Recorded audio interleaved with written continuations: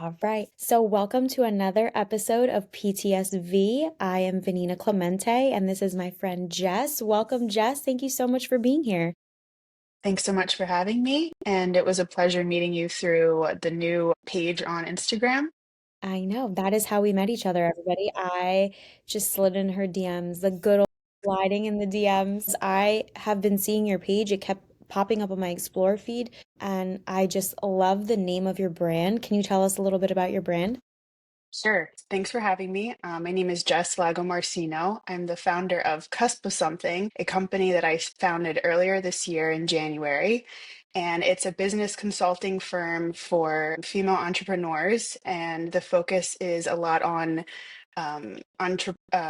empowerment and understanding the technical parts of business as well as being heart led. So, very purpose driven and just allowing a safe space for women to grow and evolve. And again, kind of tapping into their own intuitive side in order to produce something and bring something in the world that's mission driven.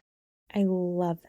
I love that. So your name for me was, I don't know what it was about it, but first I thought it was cups of something, and I was like, that's interesting. But then I looked at it like 5 seconds later and I'm like, the cusp. Ooh, I love that. So where did you get the idea of the cusp? What does that word mean for you and also within your brand? So, fun fact, I've actually had this Instagram for a couple years and it was like private for a while. It was where I was kind of just posting like photographs and fun stuff for myself as I was kind of going through my own transformation. And then the name I've just always liked, Cusp of Something, because we're always on the edge of the next thing. And for me, it just clicked one day that like I'm supposed to help other people build their companies, and it was kind of a way where I tied in my own personal transformation into really honing in this idea that we're always on the next thing. And so whether that be in your personal life or in the business world, we're always on to the next thing. So we never like arrive anywhere. It's always this evolving transformation. Yeah. And so something that I focus on with Penetrate Through Shame, obviously it's very trauma informed and trauma driven, but it's for those big life transitions. And so when I read Cusp of Something, I was like, ooh, that speaks to me, right? It's like going into that next life transition, that next transformation. It's just exciting. It's such an exciting but scary thought of transitioning, transforming, rebuilding, moving forward. Because when we move forward, that means we have to leave the past in the past. And that's a little bit difficult in itself, but I just feel it's very empowering, especially for women, because I feel like we play so many roles and there's so many hats that we have to wear constantly. And we're never realizing like I'm moving into this next transition. For us, it's just every day to day, just moving, moving, moving, go, go, go. And then all of a sudden you don't realize like you've just stepped into the next chapter of your life. And maybe that's why things feel a little bit different, look a little bit different, but we don't realize it. And then with that comes a lot of shame and judgment and wondering like, why am I feeling this way? Why am I responding this way? Why can't I handle this the way that I used to handle it? Or, why am I not processing it the way that I used to process it? And so I think that's where my brand and your brand kind of coincide a little bit. We're a little similar in that sense of just that next step and what that looks like for us as female entrepreneurs and also very cultured people. So do you want to tell us a little bit about your background and where you come from? Sure. So I am the oldest of four. Grew up in Baltimore, Maryland, in an Italian American family. So big family values for sure. Grew up going to Italy every summer with my mom, who was a school teacher. So I was greatly influenced at a young age by growing up in a bicultural family. And this component of travel and different culture, different land, heritage, all of that played a big part in influencing my life decisions to the point where I actually decided to do my undergrad in Rome, where I did all 4 years of my studies. So that chapter of my life, greatly influenced. I definitely am someone that does things differently and I don't follow the normal path by any means. So going to Rome, doing college abroad was definitely, not something that everyone does, but I had that kind of curiosity of understanding that the roots of where I came from, the origin of my family lineage. So that was a really exciting time of my life. And you're kind of thrown into a lot of discomfort when you go abroad, and even though I was familiar with the culture, I didn't speak the language fully. That was kind of one reason why I wanted to go, so I could communicate with my family more, and a different culture. So just being out of your comfort zone in general. And I ended up staying there almost a full decade. So that was definitely a transformative time for me. And yeah, You stayed in definitely Rome for almost 10 influential. years. So what happened in Rome for 10 years? So I did my undergrad, and then I met my husband, and he's from Rome, and we ended up staying there, got married there. We did the immigration process. I worked in kind of the expat community, so worked in higher education as well as tourism, and those were great years. That's amazing. So what led you back to America? Ultimately, the desire to have a career, because in Italy the careers and jobs are very limited, and it's a cultural thing as well. So, I was in my late 20s, and I had a desire to try something new and to see if, going back to the States was the right fit. And it worked out in my partnership, and that was something that we both decided that we wanted to pursue and try. And so we moved back to the US, moved back to my parents' house for a little bit. So definitely, let's see, that was the end of 2017. So it's already been a while. The years are flying by, and just a lot of basically like change after change. So coming back to the US was also quite an experience. I had reverse culture shock coming back. No, I know. I mean, I only lived in Spain for almost a year, which is not a long time, especially compared to you. But coming back, I remember even going to ShopRite and being like, what is Mhm. this? Ew. Like, take me to a market. We could do a whole podcast on the reverse culture shock, let It me was tell you. hard. Like, It was it was so hard. hard. Yeah, it's very different. Very different. And I didn't feel culture shock when I went to Spain. I was like, this is amazing. I didn't feel Hmm. any of the things that the program had prepared me for. I was like, this is where I belong. It was when I came home where I was like, can we go back? What is The this? culture shock is real when you get back to the US. Like the food wise, like you said, like there's so many things. My friends would give me so much crap because I would say weird things in English. So I was like learning English again. That was tough. That was tough for sure. So that in itself was a whole transition, even coming back to your country. There's just Definitely. transitioning back into relearning essentially your language, your food. Yep. The rhythm of Yep. life is just so different in America compared to Europe. The values are much different as well. So how did you and your husband kind of settle back in? Because he's originally from Rome. Had he ever been to America or anything like that? We've been to America. He didn't speak English when we moved over. There was it took a lot of patience and grace, and support of our, support system to get us through those years. They were definitely, head down, hustling. I felt like we had to create our own stability, and on many different fronts economically, again, having that support system around us. We didn't really have any friends. It was the first time I was moving back since I was like 18, and so we really had to establish ourselves slowly but surely. We met people along the way, that also helped us and really took care of us, and so, definitely grateful for the people that you meet along the journey. But yeah, those were really tough years.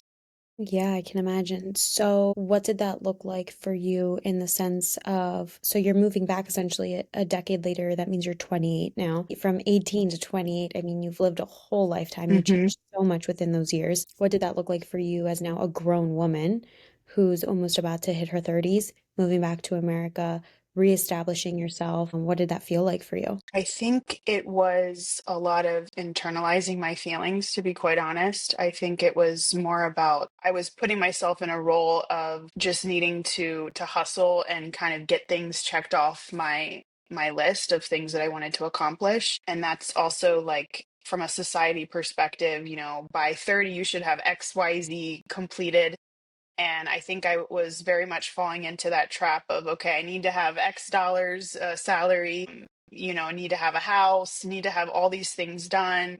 I also decided to do my MBA Nice. because I certainly am an ambitious person and education is super important to me. And, I just have big dreams for myself. And so doing the MBA while working was exhausting. But yeah, I felt like I needed to get certain things checked off. Okay. And how do you feel like that, if at all, did it affect your marriage? Like, what did that big transition and that change look like for you and your relationship? I think what I know now is that getting things checked off your list is not the answer, especially if it's defined by other people's values and if you're being influenced by the external pressures. And so it definitely did take its toll because I wasn't I wasn't happy. It wasn't fulfilling me. It wasn't filling up my cup. And so when you feel misaligned, that really echoes in all of the parts of your life. Absolutely. And so, I'm sure he felt it. He was going through his own, probably discontentment with the culture shock and, the weight that has. And I think on both ends, it was definitely again a challenging chapter. And I think when you're not connected with yourself and here being connected with your heart of like what actually will fulfill me, those are tough learning lessons. And so, where did that leave you with your relationship? Like, what does that look like today? So towards the end of 2020, he got a job in Miami, where we're both currently located. And basically, when we moved down here, I started going through call it a crisis, call it a breakthrough, call it a major transformation. Finally found like his dream job. And so he was really satisfied with that. And it was a big move for him and big moment as far as like personal satisfaction. I was still kind of figuring out career, the weight of so many expectations. I was finishing my MBA. I was able to move everything remote because of the pandemic. Right after, in those following months of moving to Miami, I finished my MBA. I quit that old job because it no longer felt fulfilling to me. And so I was really at a crossroads in my life. I was on the cusp of something. I didn't know what it was at that point. And then slowly but surely, I started trying new things because I didn't know anyone down here. And worked from home, so it was very easy to feel isolated. But I had to kind of push myself out of my comfort zone and try to meet people, try to do new things. So that started in small ways.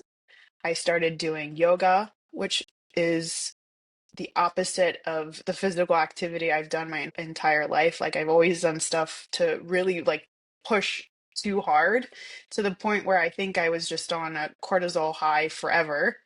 And so when I started going slowly and moving slowly, the discipline that entailed was I can't even describe it. Like still to this day I feel like I'm new to yoga because every single day it's a new lesson of slowing down, meeting yourself where you are in the moment, and every day is different. And so yoga has been a huge influence on my life these last couple years.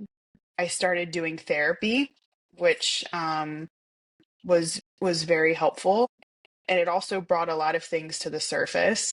Okay. I started doing a lot of various practices, meditation. I tried energy work, a lot of holistic self care practices. So I just slowly but surely started tapping into healing modalities. Okay. Really, what you were doing was starting to tap into yourself. And I feel like we kind of know when a life transition is about to happen because we start to panic a little bit and we just feel it. Like we just start bracing ourselves a little bit. And when we're bracing ourselves, we're full of tension and we're just like, oh God, change is happening. But it's almost like you cannot fight it. You just cannot. And so it sounds like you dove headfirst into feeling aligned with yourself, doing all these different practices and seeing what fit for you. It sounds like from the age of 18 until 28, you're just living this dream of being in Italy, meeting your life partner, doing all the things that are okay to do in your early 20s, your mid 20s, but then coming back to America and feeling like, okay, really, and because I remember, I mean, again, I was only there for a year, but you come back and it's almost like when you're here, there's this pressure of getting your shit together, like as if you didn't have it before when you were in another country. Like all the things that you're doing are so productive and real life things, but I don't know what it is about America, but there's just this pressure of I gotta get things done the way that I know the world works in, like I know the way that it works here in America, and I need to get them done the way that it's almost like you have to be aligned with the lifestyle here, even though if it doesn't feel true to who you are. And it's almost like a little bit of self-sabotage without even realizing it. So right. And Yeah. it can bring so much disconnect within yourself. And so to really dive into those practices, it sounds easy, like, oh, I'm going to do all these things and I'm going to feel better, but it's really tough. It's really tough to slow down and listen to yourself and try to understand, okay, how do I become more aligned with myself? Who am I? What do I want? What do I desire? Like, what actually sets my soul on fire? And you can't explore that when you're just checking things off a list. Absolutely not. And one thing I was just talking to a friend about this earlier this week is that it's not something you can force your way through either. It takes as long as it takes. And there's so many different layers to unravel and that will reveal themselves to you. And the reality is that it takes time and it's not something that you can check off your list. It's something that again, you have to be connected here in your heart space and give yourself grace. It's definitely a long-term inner journey and it can be lonely because it's you versus you. You're looking at yourself in the mirror, you're questioning, okay, what are the parts of me that are due to conditioning, things that have happened in my life versus what is authentically me? What are things that truly resonate with the person that I am and the person that I want to be? And so yeah, it's really a peeling of the onion, if you will. And there's always the next layer that will reveal itself. I feel like until you're in your 30s, you don't truly understand that. You turn 30, and for some reason, that just slaps you in the face Yeah. of just being like, I am not living to my truest self and my truest Mm. potential. Because I feel like in our 20s, especially as a woman, we give ourselves leeway too, especially when we have that soul of just travel and being cultured and exploring and just diving into those kind of environments, but and it's like everything's okay. Like everything we're doing is fine because we're in our 20s and there isn't that pressure. Like you can pretty much live life. But then you hit your 30s and you kind of know it's not technically acceptable anymore because for some reason it's like everything's fine in your 20s, but then you're going into your late 20s and you hit your 30s and everyone starts wondering like, why aren't you married? When are you having kids? Where's the house? What are you doing with your career? Right? It's that again, that pressure. And we feel it too. I think as women too, like I always say, not everyone is meant to maybe be a mother. Not everyone is meant to be a wife. Not every, just because you're a woman doesn't mean you need to fit these roles. But I do feel naturally for a lot of us, we do feel that sensation of, I know I'm ready for that next step. I feel it in my body that like maybe I want to be a mother, right? Like it starts to hit us just a little bit. And if we don't feel like we're there yet, feeling that, a feeling that's very natural can feel kind of shameful. Well, like I didn't do anything that would put me into the place where I want to be at right now. And we start to panic and we start to shame ourselves a lot. We start to judge ourselves a lot. And I feel like that's what your 30s sometimes brings you is like the reality of I haven't really been living the way that I thought I was supposed to. Mhm. And I'm not where I thought I wanted to be. But once you get over that, right? Now like your brand, like you're on the cusp of something, you're realizing, okay, well, wait a second. I don't need to live thinking like that. Like I get to live at my own pace. This is my life. And what do I want? And what do I need? And who even am I? Like what does that next step look like for me? And I think it's really tough to explore that if you're not truly, like you said, like we are onions, like pulling back those layers of the onion and doing all of these new practices too, which is coming home to yourself and saying like, hi, I know, for example, I'm Vanina, but like, who is Vanina? Right? Like taking a good look in the mirror and saying, how do I slow down everything internally and also my outside factors and just come into alignment with myself? It's not easy. No, not at all. It's the hardest thing that you're going to do in your life. And most beautiful. There's the duality. It's when you're aligned with yourself, it's so hard because you have to sit through the discomfort. And like I was saying earlier, the discomfort takes as long as it takes, and healing is not linear. And I just ask you because I feel like a lot of people get stuck on this, and I think it's human nature. Like, we hate feeling uncomfortable. We hate feeling dissatisfied with ourselves. It's difficult to hold ourselves accountable at times. How did you, or how do you allow yourself to sit in that discomfort? Like, how did you come up with the sense of, it's okay that I'm uncomfortable. I'm going to ride it out as long as possible? Because a lot of people try to rush through that and they're like, no, I don't need to feel that. Or I felt that for long enough. Like, now it's time for the next thing. I'm smiling because, again, I had a conversation earlier this week where I needed the reminder. So, the short answer is I don't have a cookie cutter response to that. I think the longer answer is staying true to your practices that helped, having a support system, either through friends or family or professionals that can help in that time of need, slash all of the above, have all been ways that I am, it's still a work in progress. And giving myself the grace of that some days are going to be easier than others. But I think, again, having those practices in place and having the discipline and that framework of these are the things that I choose to do every day. I think it's how you show up not just on one day, but consistently over time. So building in a routine of self-care and those practices have helped me personally. So when I wake up in the morning, there's discipline behind, not going to my phone, but having like a peaceful start to my morning. And not every day is going to look like that, but when I can, I do have the intention behind starting my day a certain way, taking deep breaths, and it's just consistency over time. Absolutely. So a lot of self-discipline, but I think you said the perfect word, which I use all the time, is giving ourselves grace and realizing that not every day is going to look the same and not every day we're going to feel the same and we're going to have the same strength to tackle on the day and the battles that are ahead. Sometimes we're just like, nope, today I'm tired. Today I'm defeated. And that's okay. I'm just gonna sit in my discomfort. I'm gonna use the practices and the tools that I have that I know help me. I'm just gonna take it day by day. Yes, and I would say that having that spirituality behind it really helps because there's this trust that's bigger than just me that, I'm being taken care of. Everything is in my best interest. And so that spirituality component is something that has developed over time during my transformation. And so that trust component is really a pillar for me as well at this point.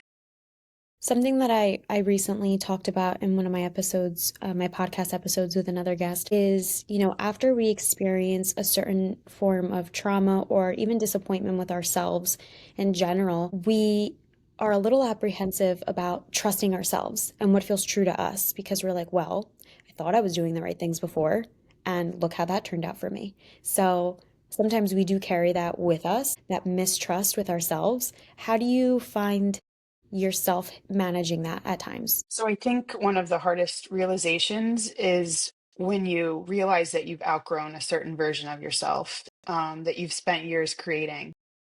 So I think the trust comes from how your body is feeling.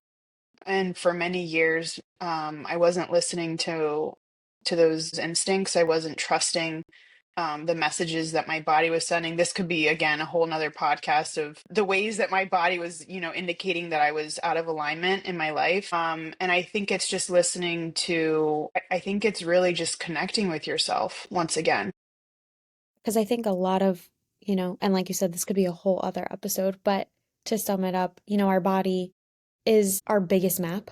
I love to do body scans all the time because if you really sit with yourself, just give yourself a few minutes a day and sit with yourself and give yourself a body scan, which is where essentially you close your eyes and trying to figure out where the certain tension is. Even something like as simple as that, right? Like figuring out where the tension is in your body. Is my jaw tight? My shoulders tight? Are my legs crossed? What are my hands doing? Right? And I think that that speaks volumes when you take the time to do something so small, but that's actually so huge and listen to the subtle cues. Because if you start ignoring those subtle cues and you're forcing your way through all of the cues that your body is actually giving you, it starts to scream at you. Your body screams at you with illnesses, inflammation, issues in organs, and tightness and muscle tension. So I think it's really important in practices like in mindfulness practice of just sitting with yourself and doing a body scan and listening to what your body is telling you. Because when we are able to connect our mind to the body, that's also another form of alignment that we don't often practice and we should. Most don't often practice that, but it's almost a little scary too sometimes to connect, fully connect with yourself, because there's things there that we know that we don't really want to know. And there's things there that we know we kind of don't want to feel, or we're not ready to feel, or we're like, I'm going to save that for later and I'll come back to it when I think I'm ready. And the answer is we're never truly ready. Sometimes we are, but it's when we're already blowing up and we're like, okay, I'm tired of my own shit. Like I'm going to call out my own bullshit. But by then we're just pretty much exploding. Yes, spot on. I think we do need a part two of this for this theme. Absolutely, absolutely. So tell me a little bit what life Right. looks like for you now after so many different life transitions, between transitioning from different countries to different job positions and careers, from working for someone else to having your own brand, from moving your relationship from where it originated from to another country, everything. There's just so many changes for you. So many changes, excuse me, and the changes continue. And I will say that the transformation, the change is not glamorous. It's a lot of work in the trenches. And like I said about, when you outgrow that version of yourself, you realize that your needs have also changed and evolved as you have evolved. And so from a marriage perspective, I am currently separated. That happened last summer, and definitely a painful process, and it's a decision that took time to arrive at. And the reality is that I'm still sitting through that discomfort of that chapter. We're both on separate pages right now, and we're trying to figure out, like, again, how can we best align with ourselves? What are our needs right now? And so, time will reveal itself. And in the meantime, focusing on myself, on what brings me happiness, and focusing on my new project. Those are all things that are priority right now. And yeah, that's where I am right now. Definitely a time of, again, grace and allowing the time component to, trusting the time. I think that one of the biggest challenges for women our age is going through a separation and being like, oh my goodness, I have to start all over again, which Hmm. ultimately is such a beautiful thing, but also just not what we planned, not what we expected or envisioned for ourselves. And that's Hmm. kind of the message that I want to give to women. Like, it's okay, because a lot of people stay in relationships that no longer suit them, or is holding them Hmm. back of truly being aligned with themselves, and they're not living their true potential in their true life, because Hmm. who wants to get separated? I think it's part of the growing pains, talking about this openly. Separation has been the hardest thing ever, to the point where going back to the body, I have arthritis that really started manifesting last spring when I had to come to a decision Inflammation of was the first thing I said, because inflammation. stress just causes Inflammation. so much Yes. inflammation. It's awful. I am 34 years old and have arthritis, and to the point where it was waking me up at night. I can't even stand straight. Or, I mean, now I'm getting better. I'm healing, but the body is sending messages. There's shame behind ending, separating. For me, it was like, oh wow, like I have again, I'm 34 and like starting over basically and redefining myself. And what does that look like? No one gets married with the intention of getting separated. So, it was devastating. I'm saying was because now I have a little bit more understanding of what this next chapter is revealing to me. And so, I'm working through that grief actively and again, sitting with myself and trying my very best to embrace this in between moment of I'm not that old version of myself, but I'm also not a brand new person either. On the I'm cusp going, of something. You're I'm on the on the cusp cusp of of something, something. quite literally. Yeah, so I want to touch back on a point that you just made. You kind of just like skim through that of there's shame behind separation. Why? What does that shame look like for you? I think because showing that deep, intimate, vulnerable part of myself is very uncomfortable.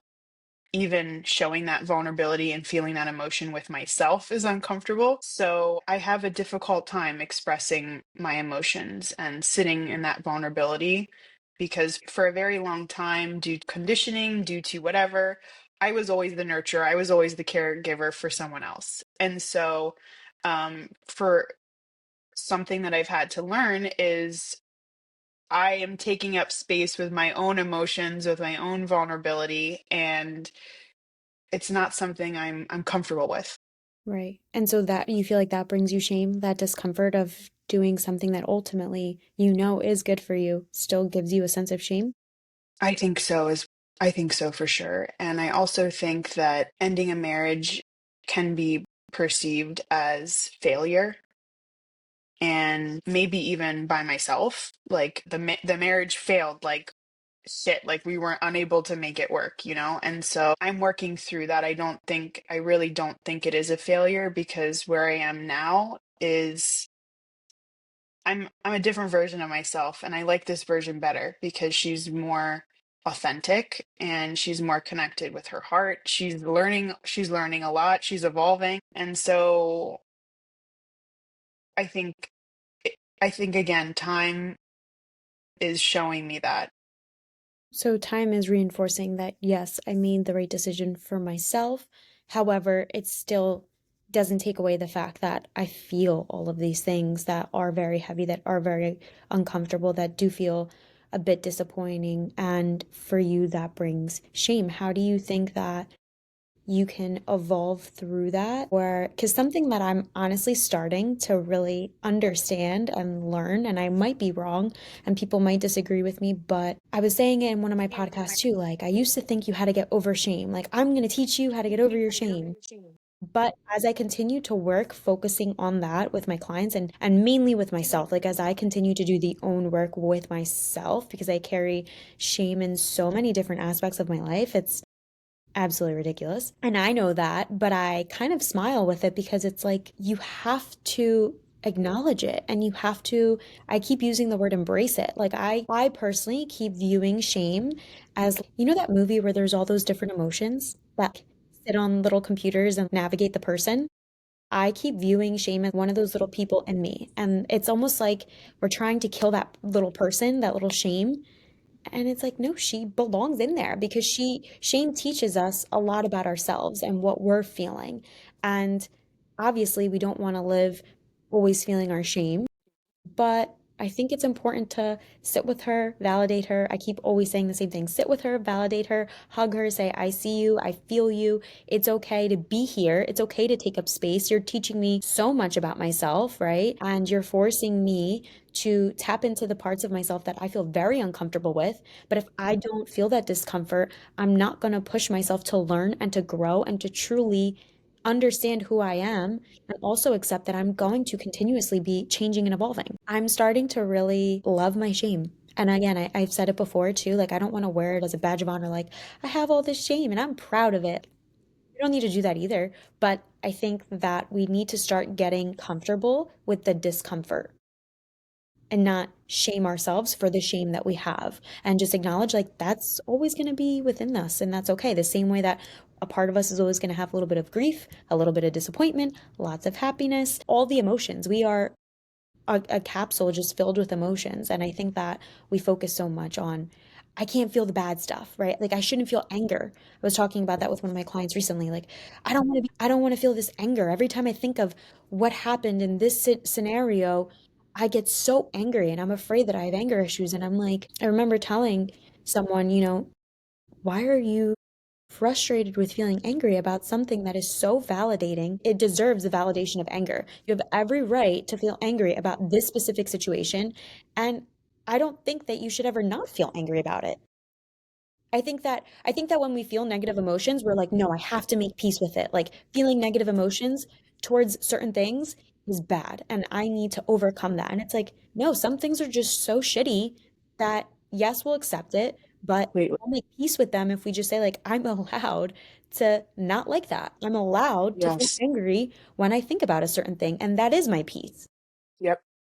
You're spot on. And for me, that is an accurate statement. Those negative emotions, anger is probably the emotion I avoid most because it wasn't shown in a healthy way when I was growing up. And so it's not a safe emotion. Hmm. And shame, too, it's not something that's openly discussed. And so as a result, you just avoid talking about it altogether. And to kind of go back to your initial question, I think creating safe spaces to discuss and share is key, because if we're able to talk about shame, talk about anger, talk about these hard topics that are inevitable in the human experience, I think that it's giving a little sprinkle of hope to others, and hopefully it's encouraging them to sit in their own discomfort. And I really hope and wish that everyone can experience a safe environment where they can talk about those things, where they can have that release. And I know that that's not possible for everyone, but I think like what you're doing through your podcast is really admirable because you're creating that safe space for others to share. And so I also want to take the opportunity to thank you for giving me an opportunity to share my story, because it's creating that feeling of safety, and it's less scary when you talk about it in a safe space. Oh, thank you, Jess. And that makes me so happy because I feel like I actually have a really phenomenal support system. I do. And even so, I still hold a lot of things in because I do play so many different roles for people. And I've always been the healer in my roles, right? In one way or another. And so sometimes it never feels like I have the space with the people that I know. Like I know certain people in my family, my parents, my husband, a lot of my friends are that safe space. However, because I feel like I'm the one that always has to hold it for them, I don't feel good about when I need to have my breakdowns and I need to say things out loud that sound not that great, right? And I know that they're that space for me, but I even feel shame in bringing my own things to them. And even very recently, I wasn't listening to my body at all, and I had an absolute breakdown with my parents and my husband in the same room, and they're just looking at me like she's absolutely losing it, which is the worst thing, right? Because I always like, I'm not going to say I always have it together. Like they know I'm a very emotional person, but I really let loose. Like it was just, I opened up the floodgates of all emotions, and they were just like, she's losing it. Everyone be very still. Just listen to her. Tell her everything's okay because we don't know what's going to happen. And I said all the things that I had been withholding, or that honestly, as a therapist and a coach, I would look at myself in the mirror and I would just be like, you're not crazy. You're fine. Everything's fine.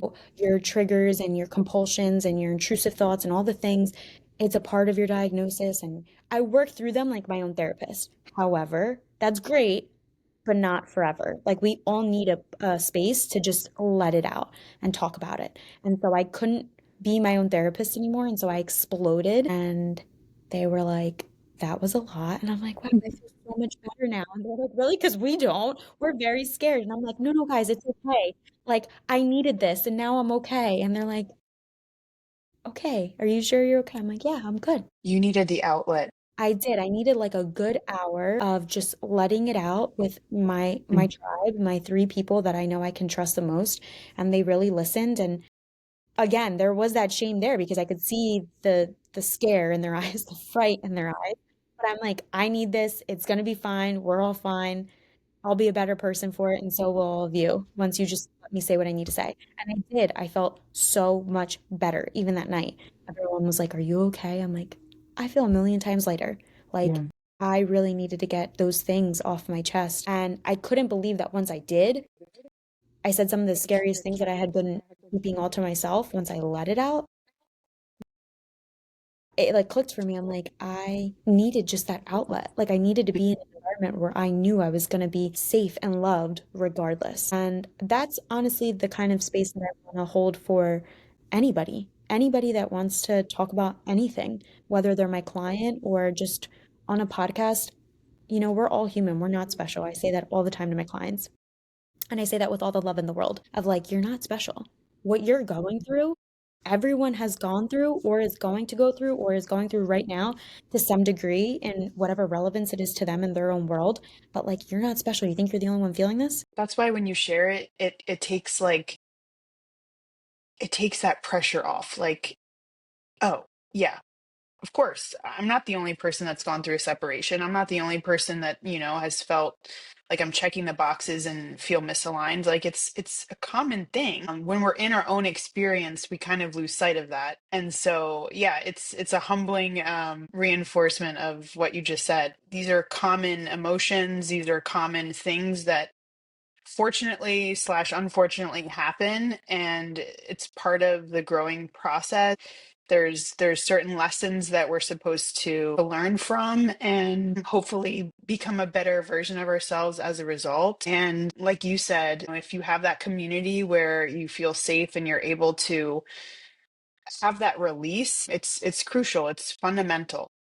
But it is. And I also want to make sure, like, because sometimes I feel everyone around me knows, anyone that knows me knows I have like a really good support system. But then I feel bad for people that don't, that weren't raised in environments where it was okay to speak or weren't raised with people that were there for them or said like, I hear you, what you're saying is very valid, right? Like I'm very fortunate, I'm very privileged in that aspect, and so I want to always make sure that I'm holding that kind of space for literally anybody because when you're a privileged person, you have to share the wealth. And so that's what I want to create with my podcast. That's what I want to create as a coach and as a therapist, just like a space where people can come and say the most outlandish or scariest things in their mind or shameful things, and I'm just going to be here and remind them like you're not that special. We all feel it. It's okay. You're not crazy. There's a solution. There's help. You're going to be okay. Yeah, awesome. That's incredible. And I think the work that I'm doing through Cusp of Something is similar, but it's just being applied to the business world, right? Like you're going to experience imposter syndrome. You're going to experience, all of these emotions where you have to push through and you need someone there sometimes to get you over that edge where you really feel like you need to quit because it's easier because you're approaching something that's so new, so uncomfortable and Intimidating. intimidating, so many unknowns that it's easier to quit. Hmm. But your purpose, your mission is going to always try to get you to go to that edge. You need a support system to get you on the other side of that. So that's kind of my mission as well with Cusp of Something. So that's where you and I have synergies of what we're doing and trying to bring to the world. Absolutely. And so for you moving forward now, what are your hopes for this next year? Like what are your hopes for now being in your 30s, going through this major life transition of, starting your own company, full time, going through a separation, rediscovering yourself, really coming home to yourself in alignment and accepting all the emotions that don't feel that great all the time, but saying like, it's okay. I need to feel this. What is that? Where do you see yourself or what does that feel like for you moving forward? So I think that I will be forever in this space of trying to be the best version of myself. So honing in on those healing self practices. I still need the time and space to work on that and allow myself that time of vulnerability and still sitting through this discomfort. That's really in my personal life. That's what I'm referring to. As far as the projects that I'm working on, I want to remain open to new opportunities, following curiosity, meeting new people. So, everything that you and I have been doing and talking about, those are things that are really bringing me fulfillment and making me feel aligned with what I'm doing. And I think saying yes to more things is kind of what I've been doing. I have like a bucket list of things that I'm working through in all my aspects of life. So, work related, personal, a lot of just saying yes to more fun and traveling. Again, just saying yes to more opportunities, I think is what's going to help me get to this next chapter. I love that. That is so exciting. And again, while all of that newness can feel so overwhelming and scary, it's still so beautiful. And I think that you're in a good place, it sounds like, to also know that, to allow those feelings to come in, but also say, like, it's okay. I'm going to continue to embrace them because I know it's only going to put me in the position that I want to be in moving forward. And I think kind of understanding that you are the protagonist of your own life and you get to decide how you want to live your life, and You get to rewrite your narrative. We get you so get to stuck rewrite. in the narrative that we've created in our head or that people around us in our community and our family has created for us. Yes. Like that happens to me. Like I said, like I Yeah. in everyone's world, right? And in my own, I've created in my own world, like I'm that healer for everybody. And sometimes Hmm. no. Like I rewrite that all the time where I'm like, I'm not the healer today. Today, I'm not the healer. It's okay for me to break from that and need the healing and need the support. And you get to rewrite that. Like you get to rewrite your Definitely. story and say, okay, those were the chapters in my story. It still continues and this is how it's going to move forward. I get to choose that. You get to choose, and then you give it up to whatever happens next. You kind of flow with, the opportunities that present themselves. So I think remaining open, again, having that spiritual practice has helped me tremendously, knowing that, I'm going to flow and make decisions where I can make decisions, and then everything else will reveal itself. I think those are all key components. But yes, you're never too late to redefine who you are, and explore, things that bring joy and excitement. Not everything has to be learned through hard lessons. Sometimes by, deciding to say yes to a fun thing is a perfect way to learn new things too. I love that. Yes. Yes, that is so true. That is very true. Because I don't know, at least for me, I always think I learn the most when I'm suffering, or that was always like my story. Like I learn the most when, Hmm. but it's so important to also learn when you're having fun and say, and Yes, it helps you rewrite that narrative and that distorted thinking as well and create those new connections in your brain, like rewire your brain a little bit of things can be positive and have positive impacts on me and reinforce and show me that I am capable of doing these things. These things do make me feel good. I should take more chances. I should be meeting more people. Positive absolutely. experiences are what really should be reinforcing us and teaching us about the ways that we want to live. Yeah, for sure. So, yeah, I would say that that's my advice. Make a bucket list of things that you're curious about, things that, bring joy, even if it's, going to see a concert with a friend. Like, it doesn't have to be any grandiose thing. It's just like the small things that bring happiness. Yes. It's really the small things that add it up, because life is always going to throw you the challenges and, the uncomfortable crap. Yeah, That's absolutely. just part of life. But I think if you make the choice to remain open and say yes to the fun things, I think that isn't within your control. Yeah, absolutely.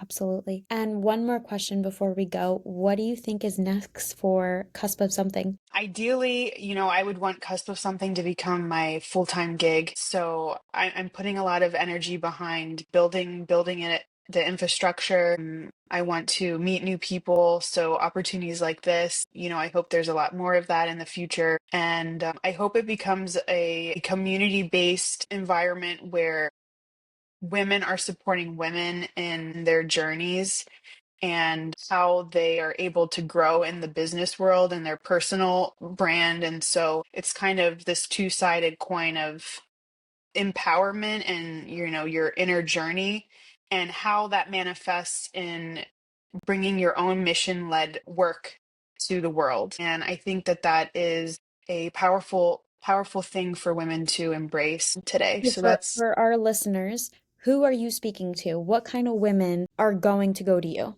Just so like it's very clear. I get it, but I want to make sure our listeners are like, I could utilize her. I need her. It's fine. women entrepreneurs of any kind, creators, those that have a personal story that they're looking to get to that next level. So if it's someone that is already having, that already has an established business, that needs assistance with a project that, they just need guidance to get them over that next phase, or maybe it's an aspiring entrepreneur that has an idea that they've been sitting on for a while, they don't know how to bring it to life. That's something that I also can help with. And then, I also offer just empowerment energy work as well. So, it kind of whatever you need during your journey of exploration and bringing mission led work to life. That's kind of who I'm helping. Beautiful. So a cusp of something and you essentially are the consultant for female entrepreneurs that are ready to launch their business or have already launched their business and just need help in certain areas of the business. But what you're providing also is just that spirituality, that energy work, that understanding, and essentially a safe space of you can do this. I see you, I hear you, I've been there, I am there, but I'm very well equipped. I'm highly educated on this, and I'm that person for you. I can help you. Yes, exactly. I love that. That's incredible. You're Thanks essentially so doing what much. I'm doing, but also, but in the business aspect. Exactly. I love Yep. that.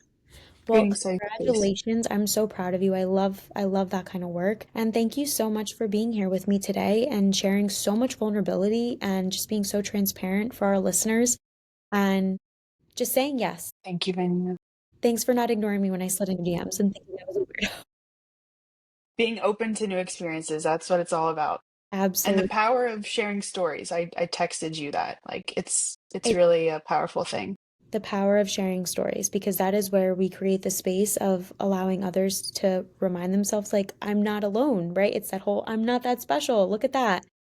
Yep, Because it takes away that feeling of isolation. definitely. So thank you for creating the safe space and allowing me the time to share my story. Of course, thank you. And hopefully we get another episode out of this too, because I feel like there's so many Would things. love to. There's so many things.